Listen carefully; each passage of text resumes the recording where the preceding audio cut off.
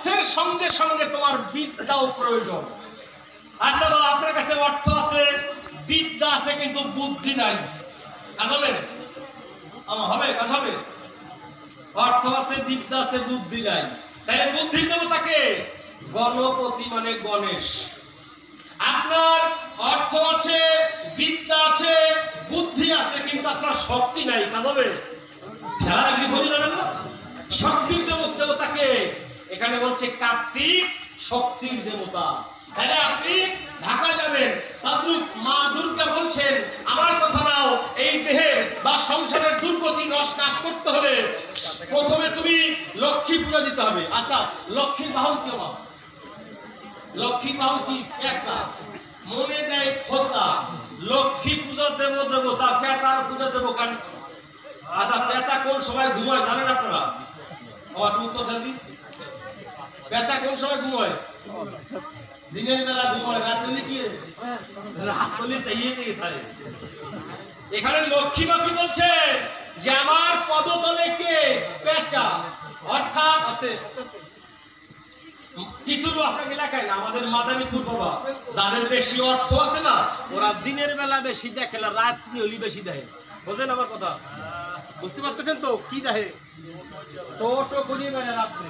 তাই মা লক্ষ্মী বলছে শোনো, তোমার অর্থ তখনই ঠিক থাকবে, ওই পেঁচার মতো স্বভাবলি কিন্তু অর্থ ঠিক থাকবে না, এই জন্য পেঁচার পূজা দিতে হবে আমার পরে। আচ্ছা, আমি দিলাম পরিচয়। এবার বিদ্যার দেবীকে মা সরস্বতী। সরস্বতীর বাহনকে সবাতলে করি প্রকাশ, যার নাম রাজহাঁস বা রাজহংস। ঠিক তো? আচ্ছা, রাজহংসের স্বভাব কি? আপনি 5 কিলো দুধ, 5 কিলো জল, কথা বলি অবিকল, বলি আমি সভাক্ষেত্রে যদি রেখে দেন এক পাত্রে, দেখবেন তাই ওই রাজহংস নিজের যোগ্যতায় 5 কিলো জল বাদ দিয়ে 5 কিলো দুগ্ধ সেবন করেছে। ঠিক তো? তাই মা সরস্বতী বলেছেন তোমার বিদ্যাটা এমন হওয়া চাই রাজহংসের স্বভাবের মতো। বিদ্যায় সব আছে, আসলটুকু নিয়ে তুমি যাও। তাহলে বিদ্যা সেবা। বুদ্ধির দেবতাকে গণেশ ঠাকুর। গণেশ ঠাকুরের বাহন কি? ইঁদুর। কথা বলবো না বহুদূর।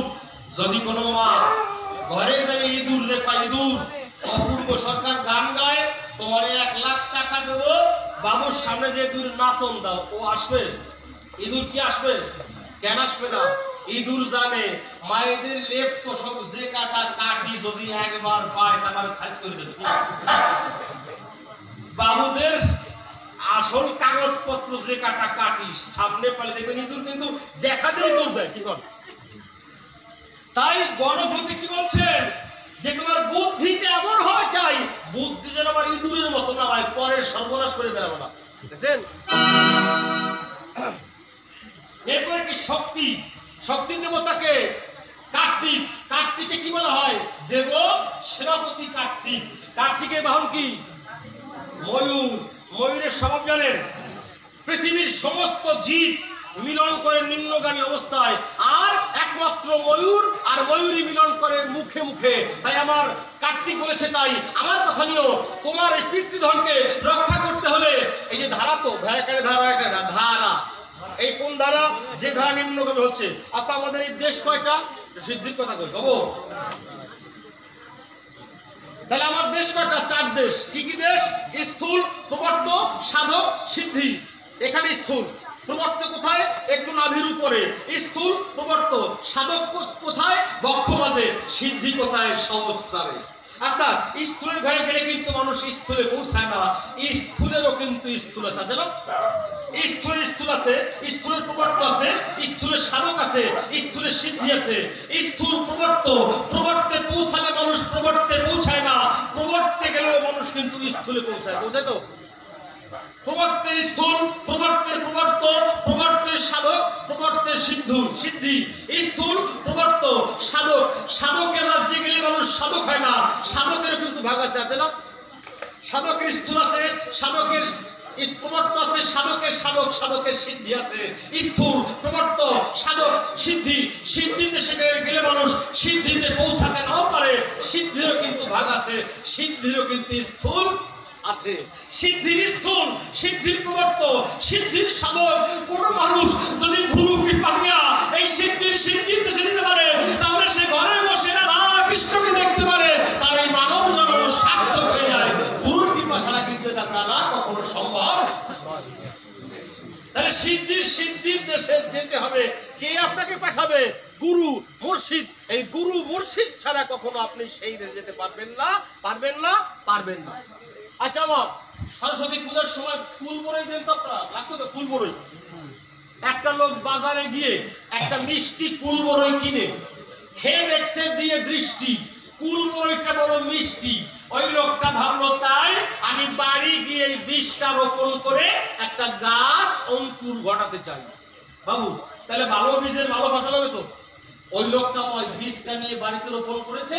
কয়েকদিন পরে আস্তে আস্তে বড় গাছ হয়েছে, ফুল হয়েছে, ফল হয়েছে, মানে বড়ই কুল বড়ই পাকিয়ে গেছে।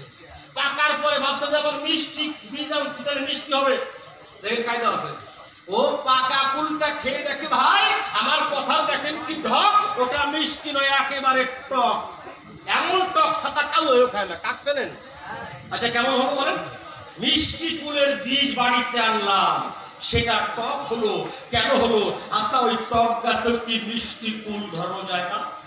হরিবল হরিবল, যদি কলম কাটা যায় ওই টক গাছ হতে এক টুকরো গাছ ফেলে দিয়া মিষ্টি কুলের এক টুকরো গাছ আনিয়া যদি টক গাছের সঙ্গে বন্ধন দেওয়া যায়, ওই বন্ধনে যদি ফাঁক না থাকে, দেখতে দেখতে ভাই ওই টক গাছেও কিন্তু মিষ্টি কুল আসবে, আসবে, আসবে।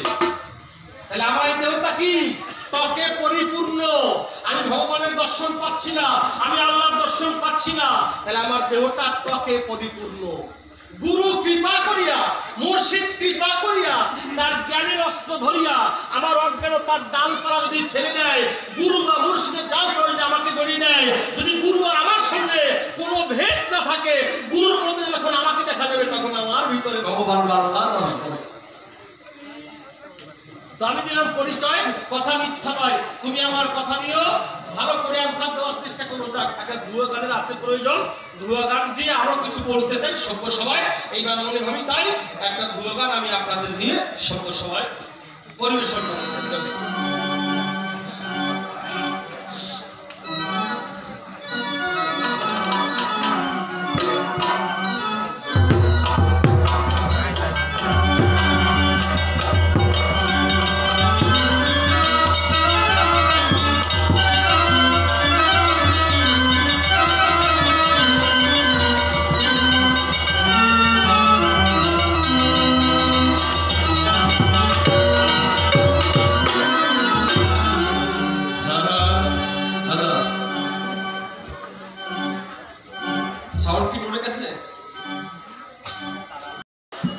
আশীর্বাদ করবেন আমার ভাই যেন কবি হতে পারে।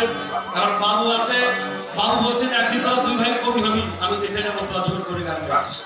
আমি নামার পরিবর্তে বাবু অনুমতি করে ধোয়া গান খুব ভালো লাগে, খুব ভালো লাগছে। ও কবি গান শিখছে, আপনার আশীর্বাদ করবেন। এই ভাই আমার বড় ভাই, ও শিখছে। এই দাদা একটা গ্রাজুয়েট, অনেক দূর পড়াশোনা করেছে, কিন্তু কবি গান শোনার জন্য, কবি গান ঘোরার জন্য, গুরু থাকার জন্য কিন্তু সব পড়াশোনা করতেছে। এই ভাইও পড়াশোনা করতেছে। তো আমি বলবো আপনার আশীর্বাদ করবেন। এই যে বৃষ্টি, আমার একটু আগে বৃষ্টি হলে কি আমরা সাধু সভা করতে পারতাম? আমাদের সাধু সঙ্গ হতে পারত। আস্তে আস্তে আমার ভাগবতে একটা কথা লেখা আছে, যেদিনটা হরি কথা না হয়, যেদিনটা কৃষ্ণ কথা না হয়, যেদিনটা ভক্তের চরণ ধুলি মাথায় মারা যায়, সেদিনটা মানব জন্মে ব্যর্থ হয়ে যায়। কালকে আপনারা কষ্ট পাননি না, আমি কষ্ট পেয়েছি যে আমি ভক্ত সঙ্গ করতে পারিনি। আচ্ছা, আমাদের যখন ভগবান চিঠি পাঠাবে, থাকা যাবে? সব পেলে আমাদের যেতে হবে। কিন্তু দয়াল, তোমার কাছে প্রশ্ন, আমরা আসছি খালি হাতে, তাই না? জন্ম নেওয়ার সময় খালি হাতে আসছিল, মরার সময় কি খালি হাত? তাহলে আমার প্রশ্ন, আমরা আসি খালি হাতে, যাই খালি হাতে, কিন্তু কি নিয়ে আমরা যাবো এটা আমি তোমার কাছে জানবো। তাই কবি গাইলেন,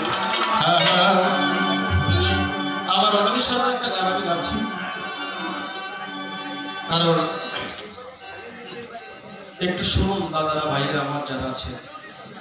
আমার বাবা, আমি বলেছি গত আসরে বাবা 20 তারিখে ফাল্গুন মাসের মারা গেছে। আমি এতদিন আসরের মুখে মুখে বলেছি যে মানুষ সব কিছু রেখে চলে যায়, কিছু সাথে নিয়ে যায়। কিন্তু বাড়িতে যখন বাবাকে দেখলাম যে শ্মশানে বাবাকে পোড়ানো হচ্ছে, তাকে দেখলাম তাই বাবা কিছু নিয়ে যায় না। বাবা খালি হাতে আসছে, আমার খালি হাতে আমাদের সবাই ওপারের ডাক যখন আসে তখন মানুষ সবকিছু ত্যাগ করে আপন দেশে চলে যায়। তাই আমাদের প্রিয় কবি অনাদি সরকার গাইলেন, আর ওপার হতে সাথে এসেছিল তারা, আদি চলে গেছে আপন দেশে।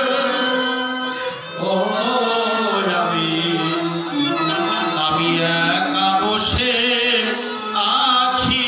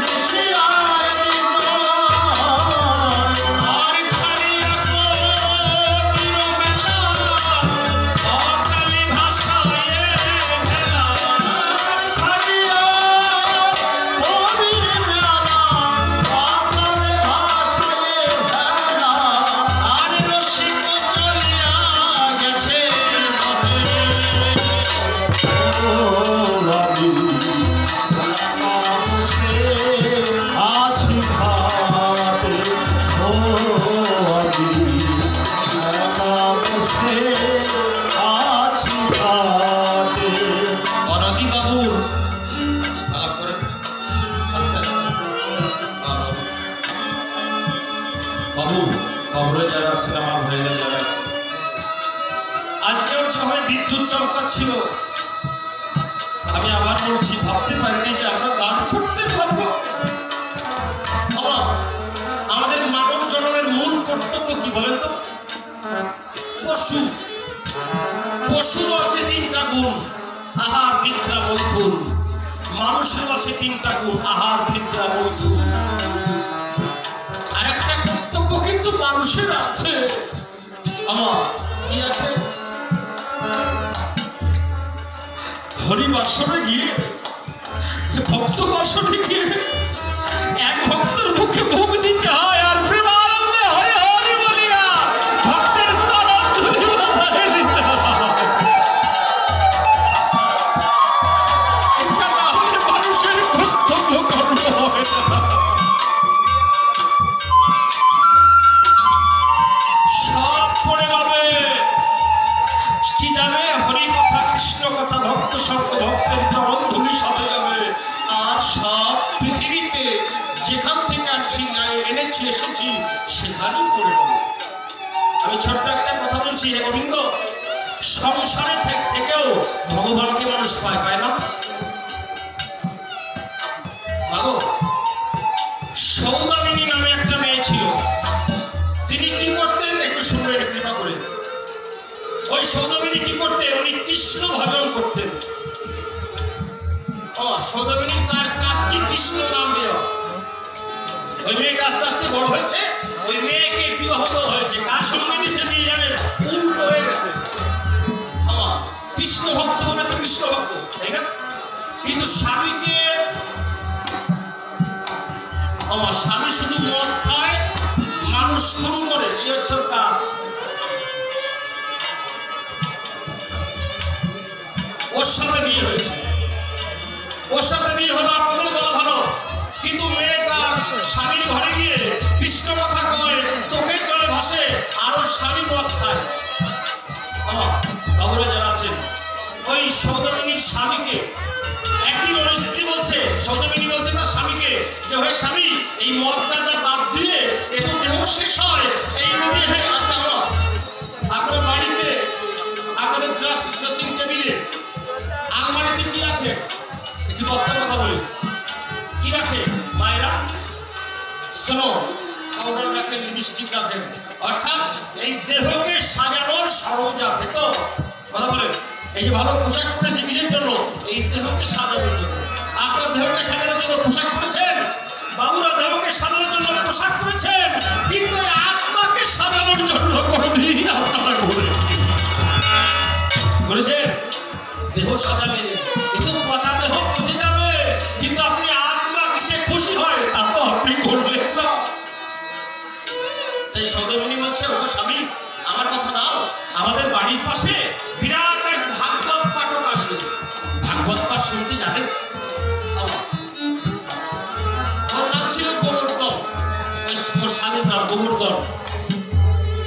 বলছে, স্বামী চলো, আমার জীবনে আমি তোমাকে কখনো অনুরোধ করিনি, আজকে তোমাকে আমি একটা অনুরোধ করলাম, হে স্বামী আমি জীবনে কিছু চাইব না, শুধু আজকে তোমার পা ধরে চাই তুমি আমার সঙ্গে একটু ভাগবত পাঠ শুনতে দেবে। আমার ওই স্বামী কি তো বলছে জানেন, এই সদমিনী আজকেই তোর জীবনে কথা শুনবো আর শুনবো না। মেয়েটা সৌদামিনী ওর স্বামী জনার্দনকে নিয়ে গোবর্ধনকে নিয়ে যখন ভক্তবাসরে গিয়েছে ভাগবত পাঠ করছে, ভাগবত পাঠক। এখন ভাগবত যখন আমরা কবিতা গাইতে বলছি না যে আমরা কি বিষয়ে গান গাইব বলতে হয় তো আমাদের, ওই ভাগবত পাঠক চোখের জল ছেড়ে বলছে যে আমি একজন ক্ষুদ্র ভাগবত পাঠক, আমি ভাগবত পাঠ করতে জানি না, আপনারা বলুন না আমি ভাগবত থেকে কোন জায়গা থেকে পাঠ করব। এক বৈষ্ণব বলেছে আপনি আজ শ্রীকৃষ্ণের রূপ সম্পর্কে বর্ণনা করতে দেখছেন, গোবর্ধন আর স্ত্রী দূরে বসে গোপনে বসে শুনছে গোবর্ধন ভাগবত পাঠক কি পাঠ করছে বাবু মায়েরা জানাচ্ছেন শ্রীকৃষ্ণের রূপ। ভাগবত পাঠক বলছে শোনেন আপনারা, শ্রীকৃষ্ণের মাথায় যে ময়ূর পাখা আছে ওটা সোনা মানিক দিয়ে বাঁধানো, হাতে যে বাঁশি আছে বাঁশিটা স্বর্ণের, কোমরে যে কোমর বন্ধ আছে মানিক হীরা জহরতে ভরা, পায়ে যে নুপুর আছে সোনার আমার ওই গোবর্ধন তো ওই গোবর্ধন তো ডাকাতি করে, দেখেন সাধু সঙ্গে কি হয়। ওই গোবর্ধন ভাবছে তাই ভাগবত পাঠক যে কায়দায় ওই ছেলেটা রূপ বর্ণনা করছে, ওর নাম বলছে কালা, সোনার গলা আছে মালা, তা গোবর্ধন ভাবছে যে কায়দায় পাঠক বসে আলোচনা করছে কমপক্ষে ওই কালার গায়ে 50 বই সোনা আছে, যদি কালাকে আমি ডাকাতি করতে পারি তাহলে আমার জীবনে আর ডাকাতি করা লাগবে। গোবর্ধনের স্ত্রীকে বলছে সৌদামিনীকে বাড়ি যাও, ভাগবত পাঠ শেষ। এইবার ভাগবত পাঠক যিনি উনি ভাগবত খাতা মাথায় করে বাড়ির দিকে যাচ্ছে, আর পথে দাঁড়িয়ে আছে কে ওই গোবর্ধন বিরাট তরবারি। সাধু যখন যায় গোবর্ধন বলে যাই গো, সাধু ভয় পাইছে আস্তে বাজে আস্তে আস্তে বাজে চলবে, তার সাধু ভয় পেয়ে বলছে কে তুমি, বলছে আমাকে চিনতে পারো না, আমার নাম শুনলে এই গোবর্ধনের নাম শুনলে বাঘে গরুতে এক জায়গায় খাও খায়, কেউ আমার সামনে দাঁড়ায় না, গোবর্ধন বিরাট ডাকাত, ডাকাতের নাম শুনছে ওই সাধু মশাই, তা তুমি আমার কাছে কি চাও, বলছে কি চাই, আপনি ভাগবত পাঠ করলেন সব শুনলাম, আপনি ওই ছেলেটা কালার, মাথায় কি আছে গলায় কি আছে হাতে কি আছে পায়ে কি আছে আপনি সব বললেন, কিন্তু ওই ছেলেটা কোথায় থাকে আপনি ঠিকানাটা বলেন না, এই ঠিকানা না বলা পর্যন্ত আমি যেতে দেব না, ঠিকানা বলবেন ভালো আর না বললে গলায় ছুরি মেরে এখানে রেখে দেব। পরাণ খবর নিয়ে গেছে না, পরাণ এরকম করছে কারণ আপনি যায় না পড়ে গেছে সাধু সমস্যা, সাধু বলছে হে গোবিন্দ আমার কথা নাও, আমি তো তোমার ঠিকানা জানি না, তুমি আমার বিবেকের ভিতরে এসে তোমার ঠিকানা তুমি আজকে তোমার খবর সাধুরা পায় না, কত সাধু অনন্ত কাল ধরে তোমার সাধনা করে কেউ তোমার দেখা পায়নি, আমি তোমার ঠিকানা কেমন করে তুমি তোমার ঠিকানা বলে দাও। এবার বিবেক বলে উঠলো সাধুকে, সাধু বৃন্দাবন তো কৃষ্ণের জায়গা, বড় বৃন্দাবনে বড় বৃক্ষের তলা আছে জীবনটা। গোবর্ধনকে বলছে গোবর্ধন ওই বৃন্দাবনে যে বড় বৃন্দাবনে যে কদম গাছ আছে ওই কদম গাছের কোণে কোন সময়ে গোবিন্দ আছে। গোবর্ধন বলছে দেখছো সাধু এই তরবারি যদি গিয়ে না পাই তাহলে কিন্তু সবাই সাধু কি না দেখছে দেখছেন সাধু কাছে গোবিন্দ তুমি দেখা দাও, তুমি না দেখা দিলে আমার জীবন শেষ, জীবন সংশয়।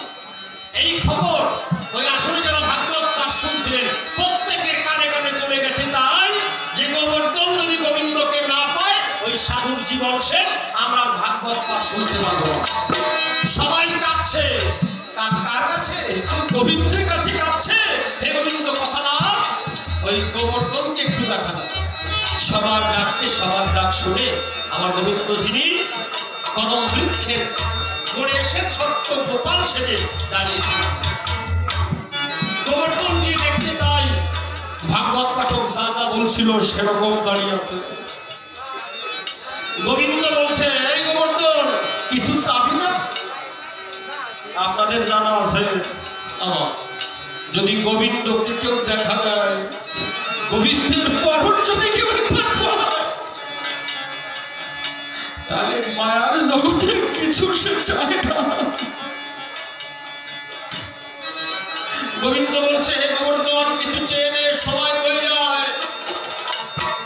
গোবর্ধন চোখের জল ছেড়ে বলছে, হে দয়াল, আমি তোমার কাছে কিছু চাই না। আমি তোমাকে দেখেছি, আমার মানব জন্ম ধন্য হয়ে গেছে গো। তোমার চরণ ধুলি আমায় দাও।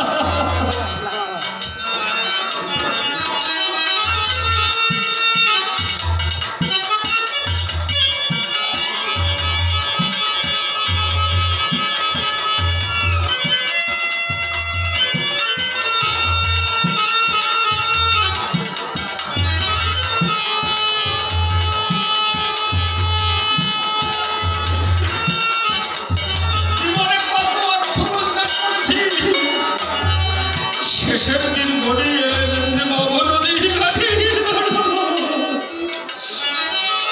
তুমি কৃপা করে গোবিন্দ আমাকে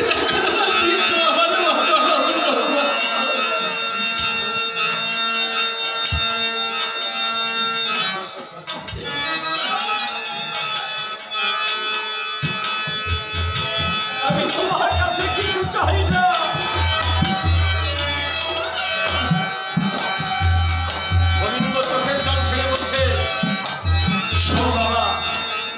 আজকে আমার মনটা বেশ সরল হয়েছে, তুই যা চাইবি তোকে আমি তাই দেবো। গোবর্ধন বলেছে, হে গোবিন্দ, তুমি যদি আমাকে দিতে এত ইচ্ছা হও, আমি যার জন্য তোমার দেখা পেয়েছি,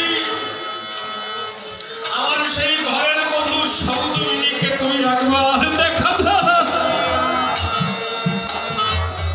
এই বলে গোবিন্দের হাত ধরছে।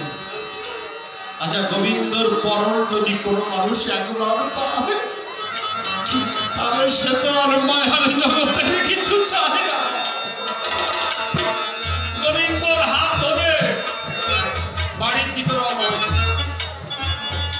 আচ্ছা বাবা, যত বড় পাপী হোক, যত বড় মদখোর হোক, যত বড় নেশাখোর হোক, যদি সেই নেশাখোর কোনো সাধু সঙ্গ গিয়ে, সাধুর কাছে গিয়ে যদি সাধুর মাথায়, সাধুর ধুলি ওর মাথায় নেয়, যদি কৃষ্ণ কথা বলে, দেখবেন ও জীবনে আর মদ খাবে না।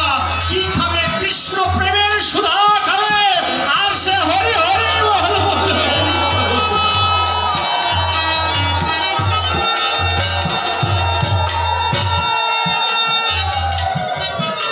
তো সৌদামিনী কি করছে? স্বামী বাইরে গিয়েছে, রান্না করছে। রান্না করছে পিছন থেকে গোবর্ধন বলছে, সৌদামিনী তুমি বাড়ি আছো? সৌদামিনী শুনছে যে আমার স্বামী আজকে ডেকেছে, তো স্বামীর সুর তো এরকম সুর না, সুর পাল্টে গেছে। বলছে, দেখো কাকে গেছি, দেখে যে আমার গোবিন্দ দাঁড়িয়ে আছে। সৌদামিনী ডাক দিয়ে বলছে, তাই হে গোবিন্দ তোমার নাম কি? বলছে, আমার নাম রাধা মাধব। বলছে, তুমি একা এলে তো হয় না, প্রেমময়ী রাধা রানীকে তুমি একটিবার ডেকে দাও।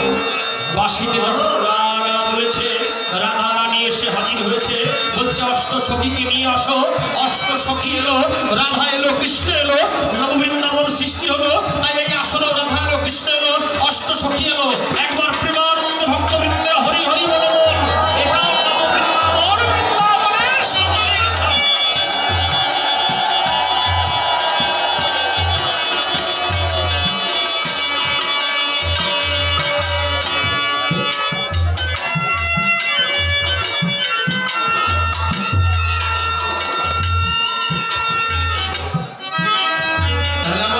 জীবন বেলা প্রায় শেষ। এই অনাদি সরকার তার শেষ বলে বললেন, জীবন খাতার পাতায় কি যে লেখা আছে, কিছু তার মুছে গেছে আর কিছু মনে নাই। জীবন খাতার পাতায় কিছু তার মুছে গেছে, কিছু মনে নাই। আর উলটে পাতা দেখি সবই লেখা ভুল, আমরা যেন করি হাতে খেলার পুতুল। উলটে পাতা দেখি সবই যেন ভুল, আমরা যেন তার হাতে খেলার পুতুল। আর বেদনার ঝুলি কাঁধে দিনরাতি বসে কাঁদে, বেদনার ঝুলি কাঁধে দিনরাতি বসে কাঁদে। আর তরি বুঝি আসি ছেলই ছুটে, ও ভাবি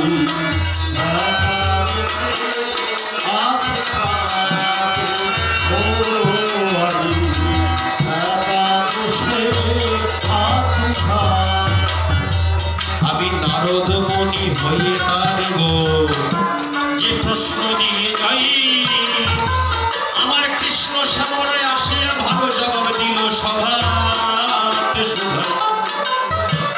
আমার আরেকটা চাকরি বাকি আছে গো, আমি অল্প সময় গিয়ে আমার বাবাজিকে উঠাইয়ে দেব, মহাভারতের আমরা আলোচনা যাব শুনে।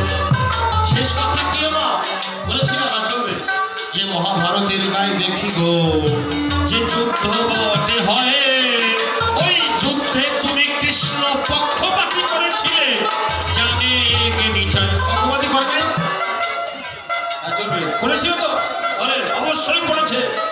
আচ্ছা, একদিন আমার ওই গান্ধারী অক্ষয় তৃতীয় ব্রত করে, অক্ষয় তৃতীয় ব্রত করে বলল দুর্যোধনের ধারে, আমার কথা নিবি বিচারে, তোর দাদা ওই যুধিষ্ঠির যেভাবে আমার কাছে আসতে বলবে তাই সেইভাবে দুর্যোধন তুই করবি কমল, তোরে আজ শোধাই। কি বলছে? তোর দাদা যুধিষ্ঠির যেভাবে আমার সামনে আসতে বলে আসিস, আমি যদি তোর দিকে তাকাই তোর সারা শরীর লোহার মতো হয়ে যাবে। আচ্ছা, কে কে যাবে? গান্ধারী জানে, ওনার ছেলে দুর্যোধন, আর জানে কে?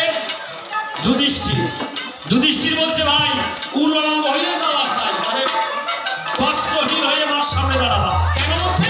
মার যখন দেখাবে সারা শরীর লোহার মতো হয়ে যাবে, ঠিক তো?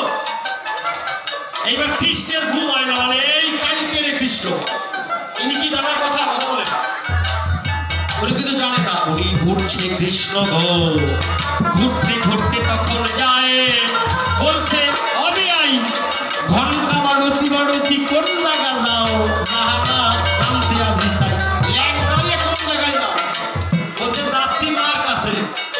তখন কৃষ্ণ বলছে মার কাছে যাওয়া কিছু পরিয়ে যাও, উলঙ্গ হয়ে যাওয়া কেন? তখন দুর্যোধন বলছে অবিয়াই কি পরিয়ে যাবো? তখন বলছে কৃষ্ণ জগৎ পাতা পরটু কলার পাতা। চেনে বাবা, কদলী বৃক্ষ গাছ তো চেনে, কলা গাছ। কদলী বৃক্ষের পত্র দিয়ে দেহ রাখতে বলছে, কলার পাতা দিয়ে। দেখেন যুক্তি, কৃষ্ণের কি যুক্তি আমার? কৃষ্ণের সবসময় উত্তরীয় থাকে না, উত্তরীয়। আচ্ছা, ওইটা দিয়ে লজ্জা নিবার হতো না? আচ্ছা, দেখবেন একটা কাপড়, বাবা কাপড়ের এই পাশে লাইট পারবে, দেখবেন ওই পাশ থেকে আলো দেখা যায় না? কৃষ্ণ দেখেন কত বড় চালাক, কুটিরের শিরোমণি। আমি কিন্তু অরিজিনাল কৃষ্ণের নিন্দা বন্ধ করছি না। এই কৃষ্ণ নয়, আরো কৃষ্ণ আছে, সেই কৃষ্ণ নিয়ে যাবে সেই কৃষ্ণের কাছে। আমি কিন্তু এই কৃষ্ণের নিন্দা বন্ধ করছি, ওই অরিজিনালের কাছে করছি। এই যেটা গাইয়ে গেছে ওটাই করছি। আমার অরিজিনাল কৃষ্ণ ভক্তদের আছে, আমাদের তুলতে হবে না, এটা জানবার বিষয় আছে। কলার পাতা দিছে কেন? মা গান্ধারী তাকালি যেন ওই দৃষ্টি কলার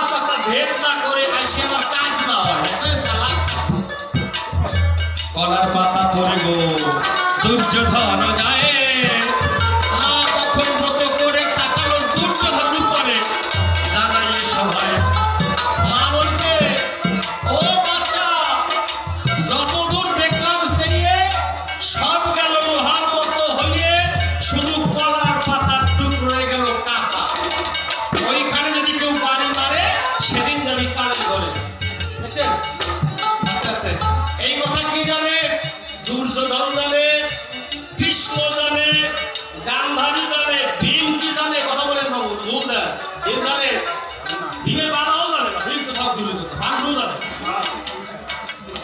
কিন্তু কৃষ্ণের ঘুম আসছে না ভারতের কুলে ভীম আর দুর্যোধন গদা যুদ্ধ আছে যুদ্ধে ভীম আছে না বলেন যে জাতি যুদ্ধ করবে তাই দিয়ে কিন্তু যুদ্ধ করা লাগবে গদা যুদ্ধ আছে ভীম আর দুর্যোধনের সঙ্গে মানে দুর্যোধন যে কসম দিচ্ছে ভীমে ভীম মরে মরে এত সময় কৃষ্ণ কার পিছনে ছিল জানেন এত সময় কৃষ্ণ ছিল ভীমের পিছনে যেই ভীম মরে মরে আস্তে দুর্যোধনের পিছনে গিয়ে হবে আই তোমার কেউ নেই আমি আছি দুর্যোধনের ঘটনা হয়েছে কৃষ্ণ ওই দিক দিয়ে মুখ দিয়েছিল তাহলে ভীমের সামনাসামনি আছে কৃষ্ণ ভীমরে কবি আই ভীমকে বলছে ভাই এইখানে খাই দাও জানে তো এইখানে কখন দিলি শেষ আর দুর্যোধন কেউ কিছু দেখে না দুর্যোধনের পিছনে কৃষ্ণ দেখার তো কায়দা নেই আর পাশে গিয়ে ভীম খাই দাও সেদিন অনলাইন যুদ্ধে দুর্যোধনের মতো ভীমকে কৃষ্ণের কুটির চক্রান্তে শেষ করা হয়েছিল বলে ঠিক না এরকম যদি আমি কম্বলের লোম বাঁচতে যেমন কম্বল টেকে না সময় নাই কথা তাহলে মহাভারত যদি ধরি ওর সব জায়গায় কৃষ্ণের গুণের ভোট মানে চালাকি ভোট যুধিষ্ঠিরের মতো ভদ্রলোককে যে মিথ্যা কথা বলেছে হয় নাই তাই তো তার নরক দর্শন হলো একটু মিথ্যা কথা বলার জন্য তাই আর তবে সময় আমি নেব না এবার বিদায় দিয়ে যাই আমি অনেক কথা বললাম দুদিন ধরে গাইলাম কবি গান যদি কোনো কথায় ভুল হয়ে যায় ক্ষমা করবেন জানাই প্রণাম পাই প্রত্যেক ভক্তের চরণে ভালা শত কোটি প্রণাম রয়ে সবাই মিলে আশীর্বাদ করবেন যেন কৃপা করে রসময় আমার রসময় যেন কৃপা করে মনে আছে মনে ভাবো আর কেন আশা বলে আমি বেশি বলিবারে আজি ঘটে যাব যেভাবে প্রশ্ন তারে আমি করি গেলাম দাম ধরিয়া ধরিয়া গারে গারে গারে আসিয়া জবাব দেবে এখন আমার জীবনীতে আমরা আজকে কবি গানটাই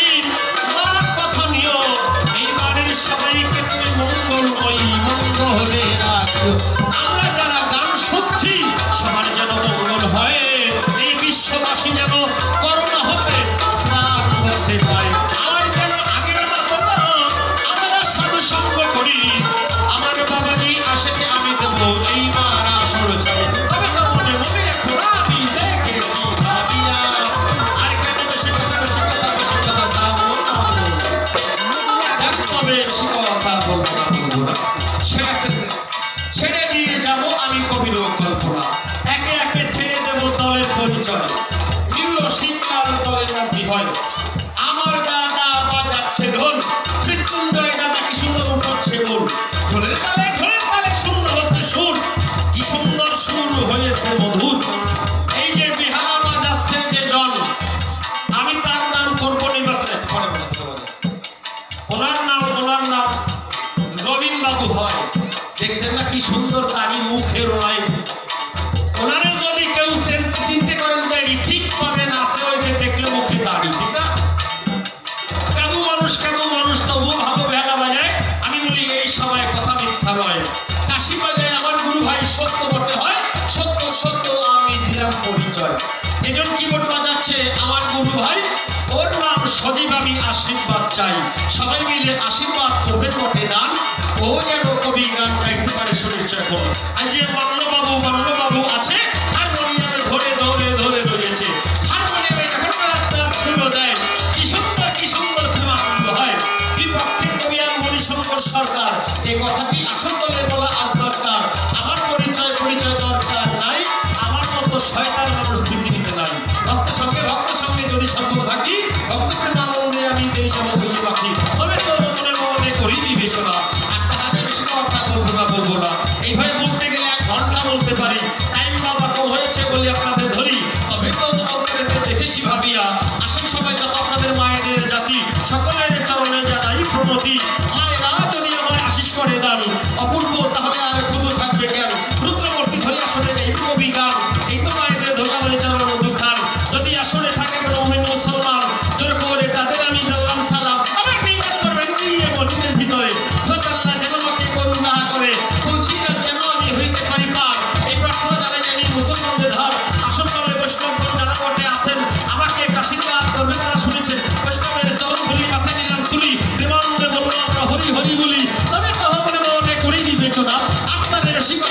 করবো না। আসলে আমি সবাইকে দেখতে পাই, প্রত্যেকটা